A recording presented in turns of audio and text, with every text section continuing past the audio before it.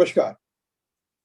This is Dr. Alok Roy from Medica, Kolkata. Like every weekend on Saturday between 5:30 to 6:30, we discuss various issues. We believe health is the ultimate wealth. And somebody yesterday came up with the kind of statement that you know why the Doctor's Day and CA Day both falls on 1st July, because health is wealth. Said very lightly, but yes, if you're not healthy, you're not wealthy. You can't be wealthy. But it's a wealth of knowledge, wealth of anything, education or anything you won't be.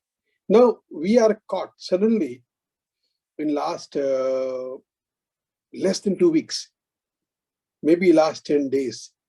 We are suddenly caught up in the wave. It came and hit us like a tsunami, that COVID positive patients. I remember I evaluate our COVID positivity rate every day. And we were not even getting one single positive till 10 days back. Now, almost 50% of our patients are getting tests done are positive, though very few are getting it done. Even then, because most of them are doing rapid antigen test at home, kits are very easily available. And if they are positive, they are worried. If they are negative, they are not worried. It should be other way around. In any case, I have with me Dr. Tanmay Banerjee, who is our Director of Critical Care, along with Dr. Aviral Roy, who is co-consultant in critical care. Dr. Tanmay Banerjee has been the front warrior. He has seen COVID from coming, from managing, and he has managed thousands and thousands of patients, lost many, saved many, and is truly a COVID warrior. So who could be a better person than Dr. Tanmay Banerjee? And he's here with me on this webinar to tell you, so what is it? And I've already sent you all the what aspects of it we are going to talk about. So with this, without wasting time, I'll go over to Dr. Tanmay Banerjee for his presentation on COVID and its impact. Tanmay, over to you. Thank you, sir. I think obviously we all agree that after the second wave and the third wave, we had seen a sort of decline in number of cases since March till the month of mid of June, that we almost had no cases in the hospital. And very rarely we used to come across a patient who has come with a positive result. But in last few weeks, at least last 2 to 3 weeks, we have seen a significant rise in number of cases, as well as significant rise in positivity rates. I'm not saying the number of cases in the community because the testing is very low at the moment, but the number of cases in the hospital has gone up, and also patients coming to emergency with positive report, or patients with symptoms of fever coming to the OPD or the emergency who are turning to be positive, almost 50% positivity rate. And their obviously numbers are increasing day by day in last few weeks. So what we are going to discuss today is that obviously the rising trend of cases and high positivity rates at the moment, and what it means. Is it a fourth wave? Is it a silent fourth wave that we have been sort of anticipating that would come in the month of June or July? And it was predicted by the Kanpur IIT research wing that they studied, and they have predicted the third wave as well, that there is a fourth wave coming in June, July, which will pick up in August and last for 4 months. Is it the fourth wave already here? And also, what is the difference between the second wave, the third wave, and the likely fourth wave? Is it any different in terms of signs and symptoms and severity? And what are the worrying points? What is the role of vaccination or revaccination? And also to discuss about people at risk and COVID prevention shortly, because we know already about that aspect, but never to forget that prevention is always better than cure. and we have to be always vigilant. And we cannot just let our gears down and think that COVID is over. So actually, that is the scenario. I think from my perspective, that what we have seen in last few months, that we became complacent or we became fatigued, what we can call COVID fatigue, same as like Ukraine fatigue. Something like a war going on for a long time with ups and downs and all. It's quite natural to set in. It's similar to a long COVID syndrome in a patient who had already had COVID, but it's in the mind. It's in the mind of the society and socio-political, as well as the perception of the individual, which obviously may not be right all the time. But to be fair, we are discussing after quite a long time about COVID again, and also as the figures would show that the number of cases are rising, but the number of testing is quite less. People are reluctant to get tested. They're thinking that, okay, sitting at home, I'm fine, I'm vaccinated, nothing is going to happen. So that kind of inertia or fatigue has set in. So that leads to what we call a silent fourth COVID wave, which is coming up or is already there. We don't know because the case number are so less. But going by the number of case positivity rate, which is almost 10-20% in most of the cases, with the patients of fever, symptoms of fever, almost 30 to 40% results coming back as positive, we are there, at least some wave has come.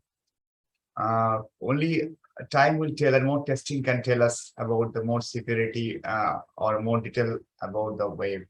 But I'll share some global figures as well as Indian figures we have got that can tell us the trend. So obviously, COVID re-emergence is due to the decaying or falling immunity. Most of us had our last precautionary dose of vaccine maybe about 5-6 months back, more than 6 months back in many patients. Since January it started, so sort of almost 6 months for many of us. Mild and asymptomatic disease in patients who are vaccinated.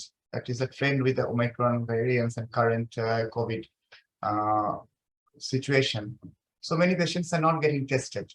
So many people are sitting at home or even going to work, not being aware that they have got COVID. And there has been behavioral changes that I mentioned already about COVID fatigue, that people don't want to know or they're not bothered. Unless someone is having problems. We'll come to that, the clinical aspect, but testing is much, much less. That is probably due to lack of awareness, socio-political, socio-economic reasons, definitely lack of testing, and an initiative from the authorities there. They haven't yet sort of issued the warnings. So the last guidelines we have received is from the third wave. So there is no recent warning or guidelines regarding the fourth wave yet. And obviously high positivity rates that we already discussed. So all taken together, the silent fourth wave is nearly there or already there, or going to come in very soon. It depends on this where you are living, which state and district you are in. The positivity rate may vary, but they are increasing everywhere. So going by WHO figures, globally, the number of weekly cases have increased in the last 3 weeks. During the 20th to 26th June only, over 4.1 million new cases were reported. That was an 18% increase as compared to the previous week. And the number of deaths has not changed, though. It's too early to say with the rising number of cases, but usually it is being reported to be less severe or less deadly. The recent rise in number of cases or recent variants, they're more infective, but maybe less severe or less deadly. So the rising number of cases has not resulted in rising number of deaths reported yet. So that's the latest graph we have got. We have regarding the number of cases all over the all across the globe. So we can see there is already a rise or a sort of a tendency of a wave somewhere coming up since last few weeks. It's again the trend is going up, and 7-day average has been 7,38,434 cases. And if we see the distribution of cases across the globe, obviously the America and the Europe has been obviously affected mostly, and the rising number of cases are there, but also South Asia and other parts of the world. We've seen that there has been 11% jump in US, Eastern Mediterranean 22% jump, and Southeast Asia 15% jump in number of cases in last week. 7 days, that the period I mentioned about the 20th to 26th June that time. So globally, this is obviously the pale yellow is less number of cases. That is India's at the moment sitting there, maybe because of lack of testing or less number of testing, but we can see it's almost affecting everywhere, even the US, Europe, and Australia. So if you're traveling globally, be aware. Obviously, there is no travel restrictions at the moment, no testing, pre-testing necessary or needed as per the authority, but we have to be all be aware and be cautious. So current situation in India, obviously we already discussed and mentioned about this, that rising number of cases and positivity rates, but ICMR is saying that fourth wave is not already there. They're saying it's overlapping of seasonal flu. We'll come to that. There is obviously definitely other causes of fever, other viruses circulating at the same time as well as the COVID-19 or SARS-CoV-2. But significant proportion of cases in last 3 weeks are COVID positive. That we have to keep in mind. So the COVID graph in India, that in comparison to the global graph, stands quite flat. But still, we can see some rising trends. And obviously, this flat graph is because of lack of testing. Given the positivity rate, it should have been at least 10, 20 times more, if not more than that. So that comes to the point that are we in a silent fourth wave? And what is the next thing to expect? And what is the next thing to do? Obviously, we all think that we are protected by vaccination and nothing will happen to us. Obviously, that is to some extent true. We must say that the recent Lancet study has shown that almost 42 lakhs deaths has been prevented in India in 2021 alone by vaccination. So we all know that vaccination is important. We'll come to that vaccination will not prevent the fourth wave because the infection rate is not going to significantly be coming down by revaccination against Omicron, but the death rate or the case fatality rate is significantly, definitely sort of lowered by the vaccination, and people who are vaccinated are protected against severe disease. So that is a good news. That would not stop a fourth wave, but that will probably not cause a high mortality like we have seen in the first and the second wave. So that is something which is a good news. But at the same time, infections may rise, and that may actually affect our day-to-day life as well as our hospital and our healthcare facilities. So that's data from different clinical trials regarding the booster dose of vaccination. Obviously, most of the studies are in the West, in Israel, as well as Europe and US, where they studied the Pfizer mRNA vaccine, other mRNA vaccines.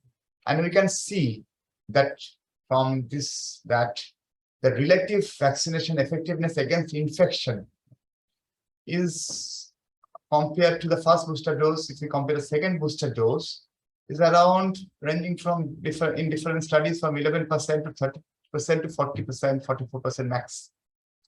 But if we see the last, the other column, the fourth, fifth, sixth, and seventh one, that the relative vaccination efficacy against severe disease is much, much higher. Most of the studies showing up to a 78, 89, almost 90% reduction in number of severe disease. That is quite significant. So ratio of difference is almost 10 cases per 1 lakh population, reduction in death. So that is significant. So it is not wrong to say that vaccinated people are protected against severe disease. It's probably right to think that we should take vaccination and we should revaccinate or take precautionary or booster doses as sort of needed or as guided. That would protect us against severe disease, but that would not completely stop infection, and that would not completely stop a fourth or a fifth wave. That sort of other studies regarding revaccination booster dose, all the studies are showing similar figures that definitely severe disease protection is quite significantly high compared to protection against infection with vaccination. So with that background, we would sort of like to see what's happening globally. Obviously, most of the population in many countries that we are receiving data from in the West, and also true for India, that they are vaccinated. So currently, predominant sort of strain globally we are seeing is Omicron, almost 94%, and Delta is down to 5% or less. So once Delta is down further, we think that risk of severe disease will go down further, because Omicron variants that we're currently seeing are high on infectivity rate, but less in severity or less causing less number of deaths. Definitely, that is some protection, due to some protection affected by or given by the vaccination, but also maybe because of the mutations of the virus itself has made it weaker in terms of case fatality. So at present, different Omicron variants are predominant. So BA1, which was initially very much common and predominant, has now come down to less than 5%, but BA4 and BA5 numbers are rising. So BA2, BA2.12 and BA4-5 are rising in many parts of the world. And we think that the BA4 and BA5 is probably the most common and variant and dominant strain across the sort of, which is increasing across the country in India as well. So comparing the proportion of Omicron sequences, which has increased in last 2-3 weeks, we can see that BA1 has declined further. BA2 is also going down from 30% to 25%. BA4 numbers are rising, but BA5 is the most predominant variant now, with high rising number of BA5 cases across the globe. And also in our country, we don't have much data published, but that is what is the thinking of the experts as well as what data we are getting from WHO. So current COVID variants, we have known that and discussed that more and more subvariants of Omicron are emerging, and that will shape up the next wave, as well as what will happen over the next 6 to 12 months in terms of COVID infection. But we should keep in mind that this different new variants, what would happen is that, I mean, even if a large 4th, 5th wave doesn't come, there will be mini waves, which will come every 4 to 6 months. Just because of two reasons. One is that waning immunity, as well as this emerging new variants or traits which will cause new infections. So those symptoms will be less severe, mini waves will, or infections will happen.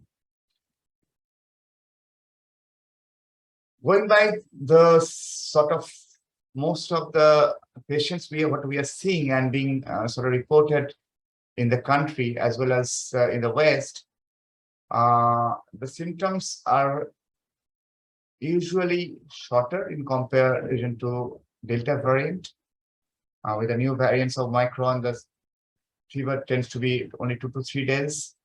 And then most common symptom is with the fever is upper respiratory tract symptoms like dry cough, or some GI symptoms.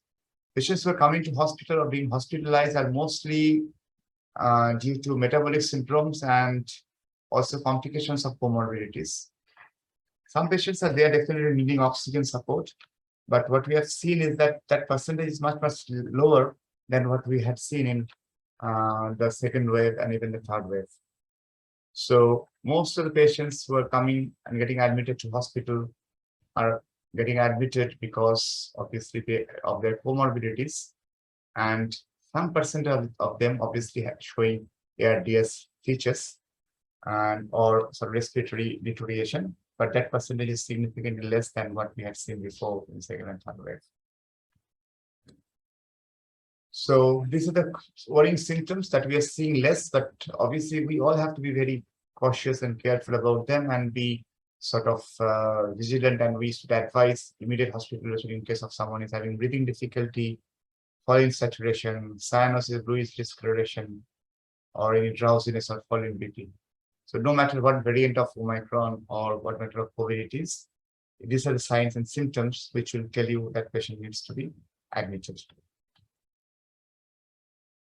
So what we are also seeing and what we need to be aware of is that this time of the year, it's a season of fever.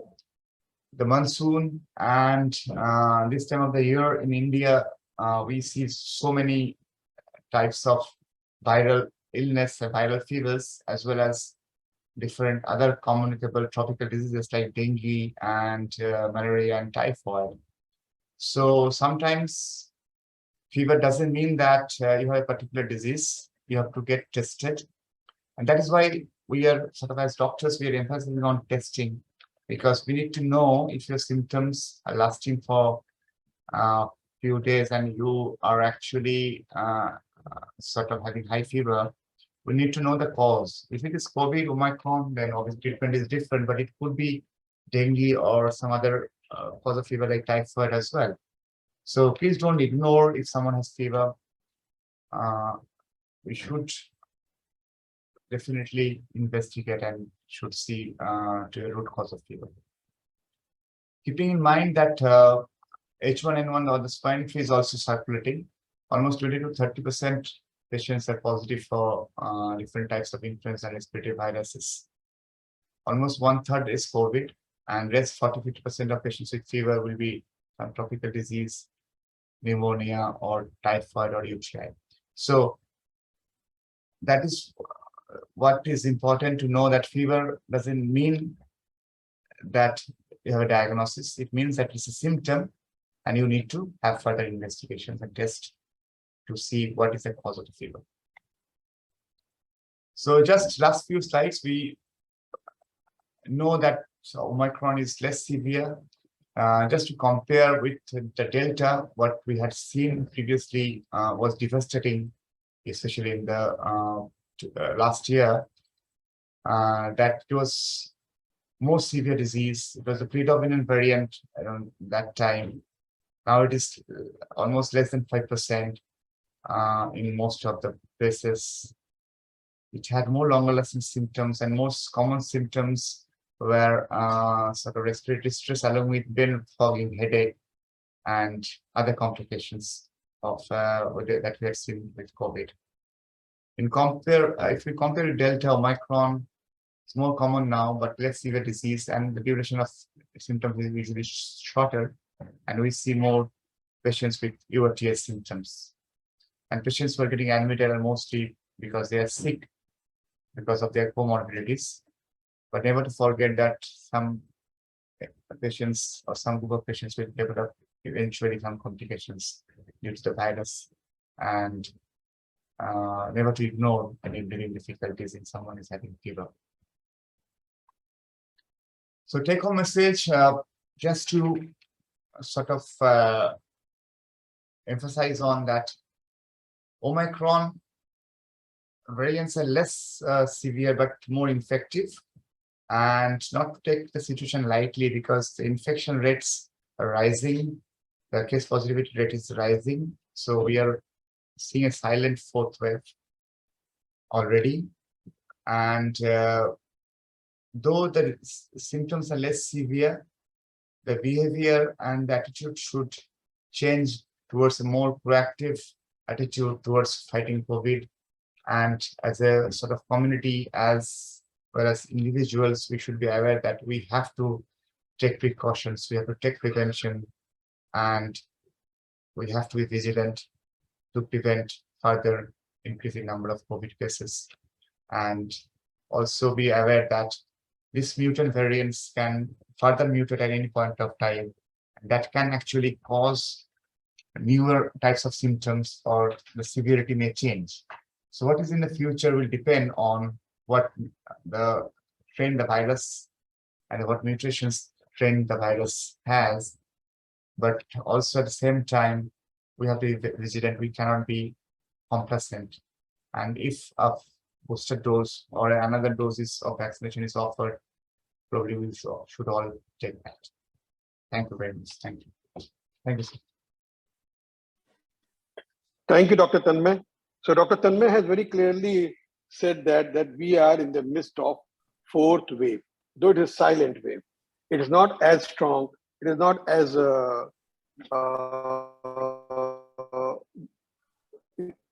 sickling as the other two waves, three waves have been. Even third wave was not that simple, not that easy on us. Even third wave was harsh on us. We had certainly a lot of patients who required hospitalization, but this time we don't need to admit so many patients.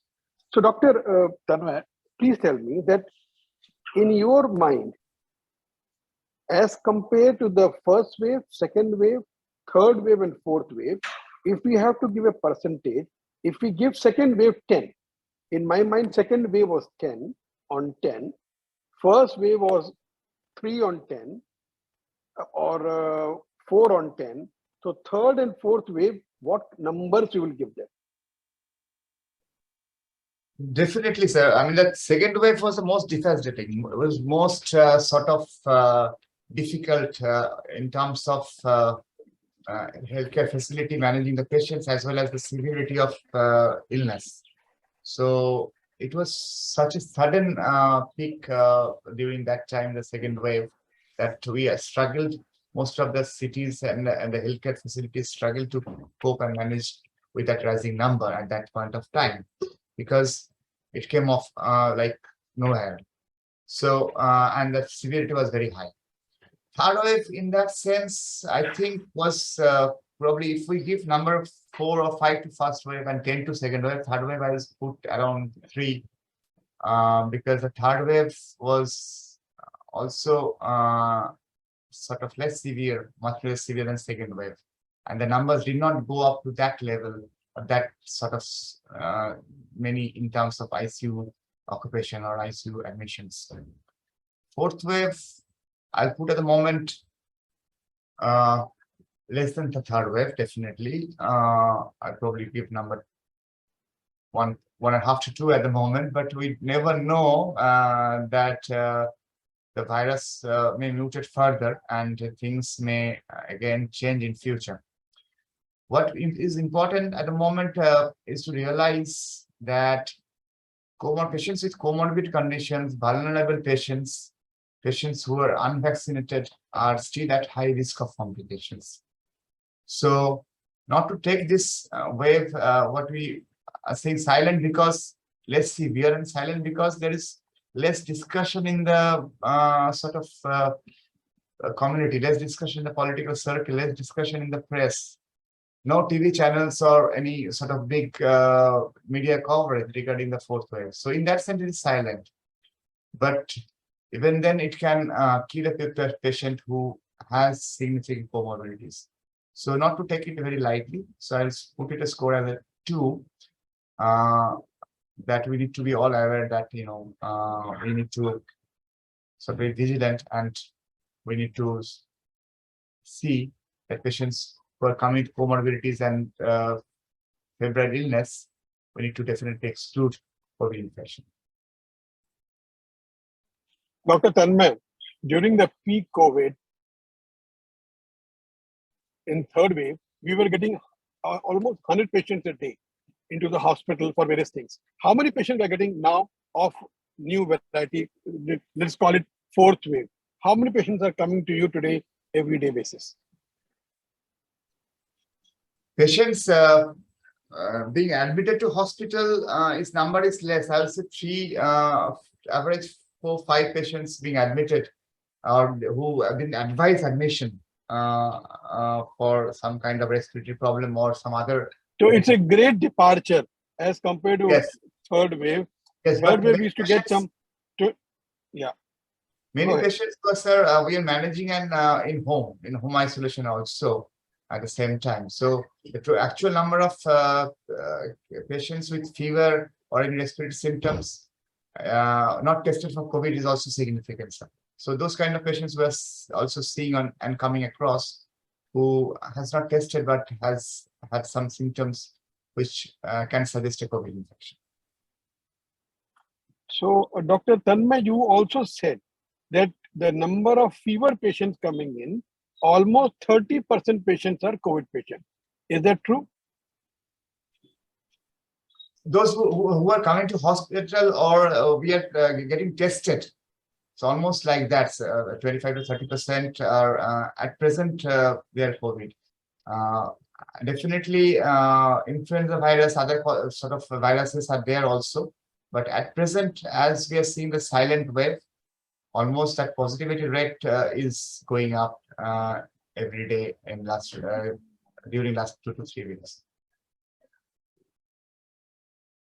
So those patients who are tested, 30% turn out to be COVID, 70% of others. So what you are saying that during the monsoon, the number of patients with fever go up. But till 2 weeks back, we were not getting a single COVID patient. And suddenly out of 10, 3 patients are COVID patients. These COVID patients, are they all with comorbidity, or you have to admit because of the severity of COVID? It is because of COVID or comorbidity? Which one? Which one is the serious case? I think admission-wise, sir, I think comorbidity is a significant factor. And other thing is that sometimes what is happening is also that patients who have come with fever and sort of study like severe acute respiratory symptoms or just fever, they are sort of, even if not needing oxygen, they are having some other problems apart from comorbidities like having severe headache, some other symptoms which needs to be looked into and observed. So I think comorbidities as well as symptoms and diagnosis of fever, further workup, both taken together.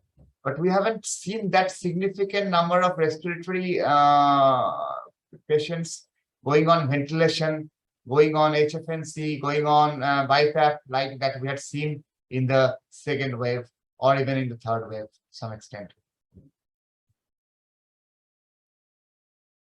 So you are saying, please tell me which kind of patient should have they should be careful of. Who are those patients we should be careful of? First of all, I would say those who patients with comorbidities, patients with cardiac problems, liver disease, kidney disease, and patients who are at extremes of age group, elderly, as well as children. Children, they are not vaccinated, most of them, below 12 years. So sometimes they're having sort of quite high fever, very symptomatic. That group, though we haven't seen very much high reported number of deaths in children, fortunately, but symptomatic children are coming and they're sort of being seen in various pediatric OPDs as my colleagues, I get to know from my colleagues who are working in pediatrics as well. So apart from that, I would highlight those patients who are not vaccinated or who had vaccination long time back, didn't take the precautionary booster dose, they might be at risk of having more severe illness or symptoms.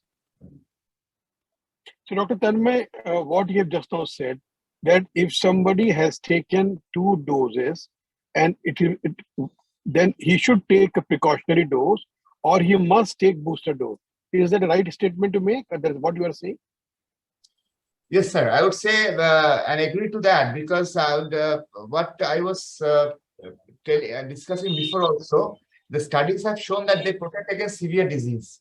So what we are seeing currently that the severity of disease or severity of symptoms or death rate has come down with the new variants. There are maybe two reasons for that. Number one reason maybe that the vaccination is protecting us against severe disease and against sort of high mortality. Number two, maybe the virus has changed its nature and is currently less virulent or less deadly. But most importantly, vaccination has prevented deaths and severe illness across the country as well as across in other parts of the world as well. So I think that is important to take the precautionary dose if it's being offered and someone has not taken in last 6 months. Further booster If somebody has taken booster dose more than 6 months back, then what he should do? Should he go for fourth dose?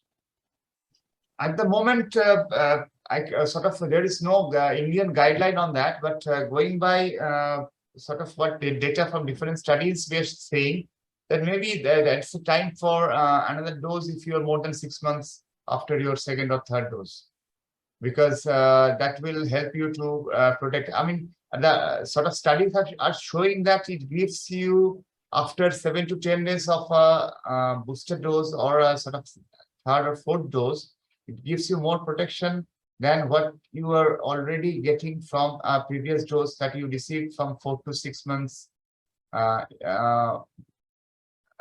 previously, when back in time. So if you compare the protection being offered by recent vaccination, which has been received in last 4 to 6 months, the protection rate against severe disease is higher than what was being guaranteed or being protected by the previous dose. That is all the studies what we have seen that they are telling us. So, Dr. Tanmay, you are saying that fourth dose, if required, be taken if more than 6 months have passed for the booster dose, number one, if I'm hearing it correctly. Number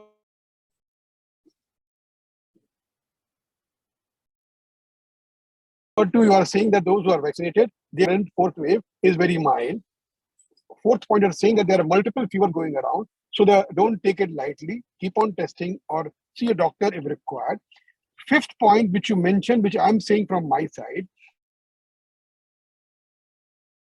does not have much impact on this Omicron infection, and is very infectious, highly infectious.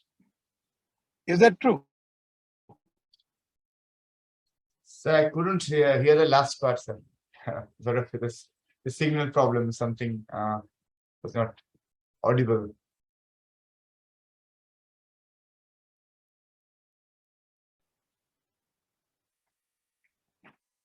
Dr. Tanmay, can you hear me? I can hear you now, sir. I can hear you. Yeah, so Dr. Tanmay, what I was telling, the fifth point was, did you hear my fifth point? No, so the last point I could not hear. The last one, fifth one. The last point was that vaccination is important, but what you said that the vaccination doesn't prevent you from Omicron variety that much, number one. Number two, that Omicron variety being highly infectious. In the same breath, you said that vaccination helps you in getting less severe disease. So how do you explain that? Yes, I think the reason that we are protected against the Omicron variants while we have received already 2 or 3 vaccines or the booster dose for COVID is that we have sort of high amount of not only the antibody but also cell-mediated immunity against the virus. So if the person who is vaccinated against the virus, the immune system sort of responds to that infection, and that prevents severe disease or severe infection. Now with time, the virus is changing and the new mutations coming up, which actually evades the immune response and can cause infections. But still, it protects you against having a severe disease. So the vaccination protects you against severe disease, but doesn't protect you against sort of a infection, because you can still be infected, can be COVID positive, even if you are vaccinated. But important thing to know, why we are saying that you have to be sort of vigilant, as well as you should take the booster dose if offered, is that the protection is high after 4 to 6 months, when the studies are showing after the previous dose. After that, with time, slowly, the immune response or the immune capacity goes down. So that is the reason I think if you are in that period, that your last dose of vaccination has been more than 6 months, ideally you should take a booster dose. It is more applicable to people who are above 65 years with comorbidities or with some kind of high risk conditions of having a respiratory illness or a COVID infection. But also the fact is that everyone who has not taken the third dose yet, but it has been offered, should immediately take it. And we think that soon everyone should be offered a fourth dose if we have to prevent any further significant rise in number of cases in future. Thank you, Dr. Tanmay. I think you have explained very clearly. And I have a last question to you. How scared I should be? That is a very sort of important question, but at the same time, difficult to answer, because the thing is that we should be all very vigilant. We should be all very cautious of preventing infection. But at the same time, we all know that we cannot continue forever lockdowns like situation, or sort of wearing sort of PPEs everywhere like that.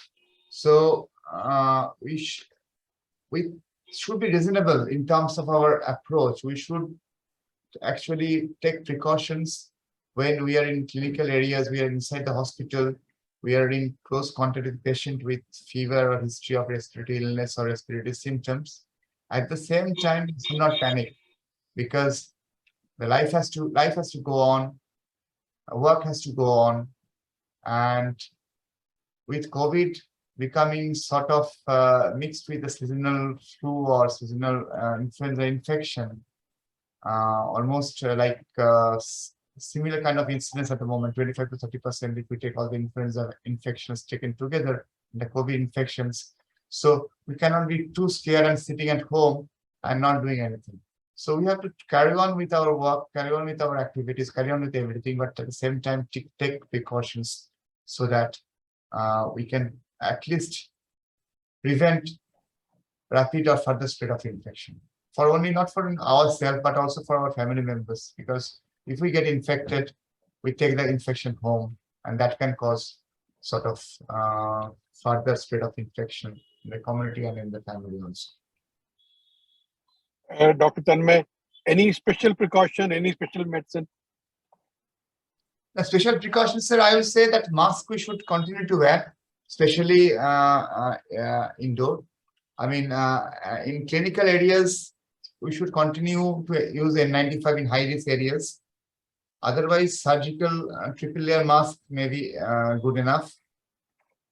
Outdoor, obviously, people are not wearing any sort of mask in outdoors anymore. And I think sort of, if you are not in close contact, if you're in at least sort of in few feet distance, 2 to 3 feet distance from each other, is fine. But if you're going for a large gathering, you might want to wear a mask outdoors as well. That is most important in some mask. Number 2, hand washing and hand hygiene. We all know it should be sort of continue to follow that. And number 3 is that I think, if you're having fever, you should at least, as an individual, try to sort of prevent contact with others and vulnerable people as much as possible. So if you're having fever, you can take at least off for few 2-3 days in terms of public contact or sort of take precautions. But at the same time, if the symptoms continue, you should take a COVID test. And that should actually help you to prevent further infection in the community. That is not only always for us who are having fever, but also to be aware that if you are having symptoms, we should try to stop spreading this infection from me to others. So that is also important. What should be the quarantine for the COVID fever this time? So the guideline of from the government and Department of Health is the same. So there is no new guideline this time yet. So the guideline stands as the last one we received is 7 days from symptom onset.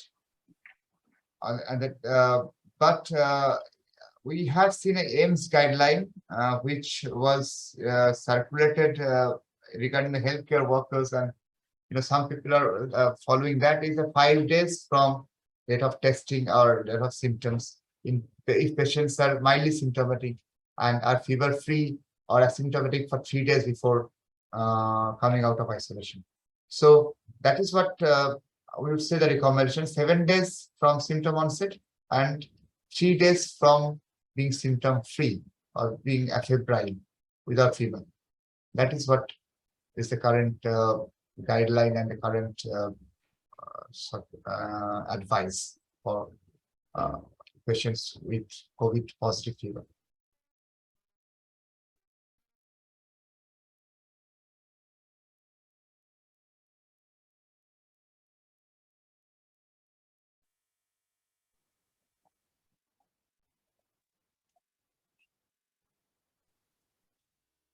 Do they have to do RT-PCR after quarantine? No, we don't need to do. We don't need to repeat RT-PCR for any patient who has already tested COVID positive. So we don't retest anymore, and that is the standard advice: is that 7 days of isolation, and then if you are asymptomatic and fever-free for 3 days, you can come out of isolation. No repeat test is necessary. And even a RAT test, if it was done earlier, doesn't need to be reconfirmed with RT-PCR anymore. So RAT test, if it is positive, is taken as positive. So any test like CBNAT, RAT, or RT-PCR, once positive is positive, and then 7 days of isolation and 3 days of fever-free or asymptomatic, you don't need any further testing. Last question, Dr. Tanmay, that can one have alcohol while precautionary dose is taken on that day? There's a question from the audience. I think there were some previous reports. I mean, there's no large study or data I can actually fall back on and support my opinion regarding this. But there were some reports that if you had taken alcohol on that day or during that period when you received the booster dose, can actually suppress your immunity and immune response. So the efficacy of vaccine that you have received may be less than what it is supposed to be. That we have to keep in mind. That is obviously taken from the fact that alcohol can be an immune can suppress your immunity and can suppress your immune response that is generated by vaccination.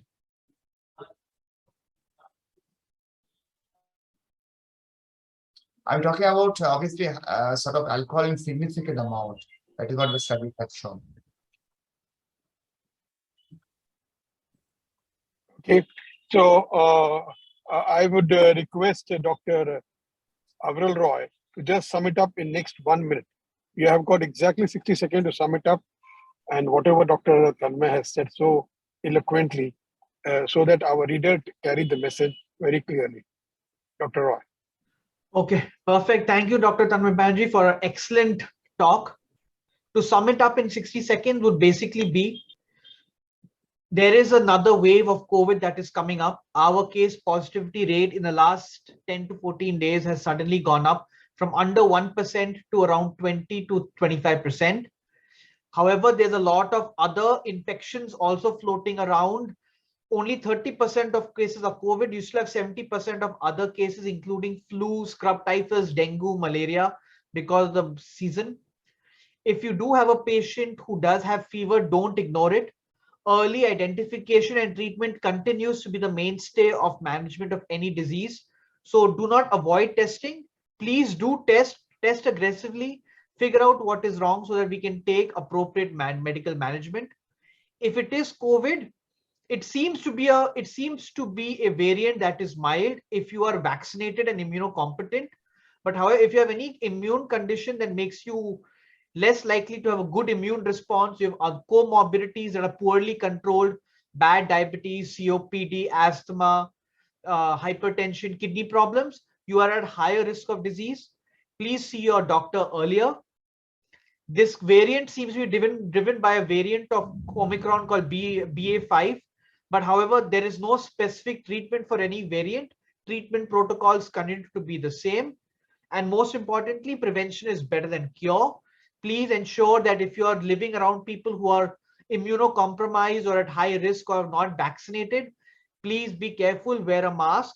And at least for the next 14 to 28 days, maybe try deferring your plans of going outdoors, spending time in closed situations where, transmittability of virus is high. Dr. Roy, I think, yeah, exactly 60 seconds. Thank you. Thank you very much for keeping time. So thank you, friends. Nothing to worry. Just we have seen the worst in COVID. This we will sail through much better than anywhere else. But anytime you need any help, please do get in touch with us. We are here to look after you. Thank you. Have a nice weekend. Thank you, Dr. Tanmay. Thank you, Dr. Aviral Roy. Thank you, sir.